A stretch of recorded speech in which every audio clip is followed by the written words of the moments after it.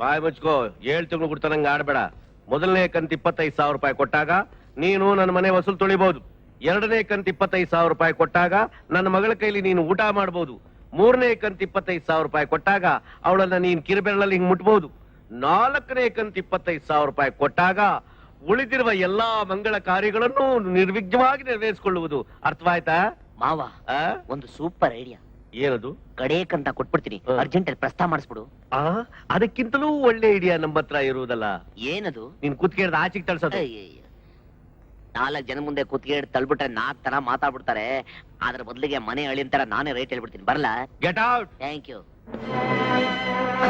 ಮಾವ. ನನ್ನ ಹೆಂಡತಿನ ಹುಷಾರಾಗಿ ನೋಡ್ಕೋ. ಓಹೋ, ವಾಚ್ಮ್ಯಾನ್ ಬರ್ಲ? ಇದಕ್ಕೆ ಹಿರಿಯರು ಹೇಳೋದು, ಇರೋರ್ ಮನೆಗೆ ಹೆಣ್ಮಕ್ಳನ್ನ ಕೊಡು, ಇಲ್ದಿರೋರ್ ಮನೆಯಿಂದ ಹೆಣ್ಮಕ್ಳನ್ನ ತಗೊಂಡ್ ಬಾ ಅಂತ.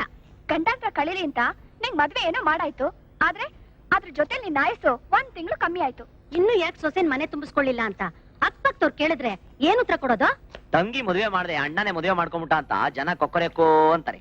ಅದಕ್ಕೆ ತನ್ನ ತಂಗಿ ಮದುವೆ ಮಾಡಿ ಅವಳು ಸಂಸಾರ ನೇರ್ಪ್ ಮಾಡೋರ್ಗು ನನ್ನ ಮಗ ಅವ್ನ ಹೆಂಡತಿನ ಮನೆ ಕರ್ಕೊಂಬರಲ್ಲ ಅಂತ ಶಬ್ದ ಮಾಡ್ಬಿಟ್ಟಿದೆ ಅಂತ ಹೇಳ್ಬಿಡು.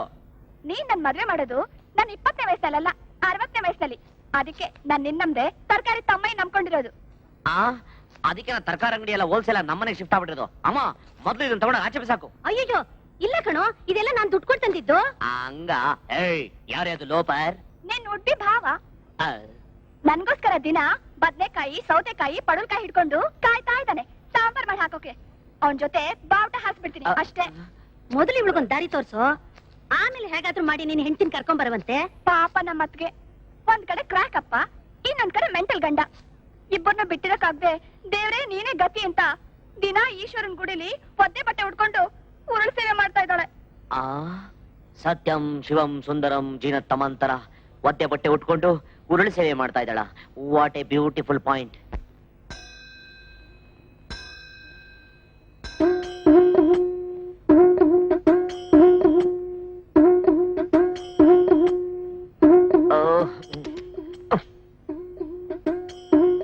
ಸತಿ ಸಕುವಾಯಿ ಉಳ್ತಾವಳೆ.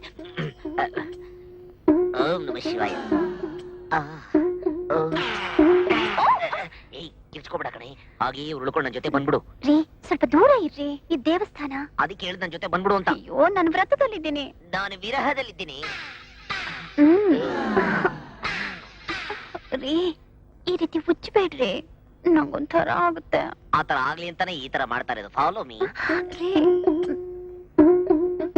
ಕಳ್ಳ ಕಿಷ್ಟ ಕರಿಯ ಕೃಷ್ಣ ಯಶೋದೆ ಕಿಷ್ಟನೇ ಗೋಪಿ ಸ್ತ್ರೀನ ಎಳೆದುಕೊಂಡು ನೀರಿಗೆ ಬಿಟ್ಟಿದ ಒಳಕೋಂ ನಮಃ ಶಿವಾಯ.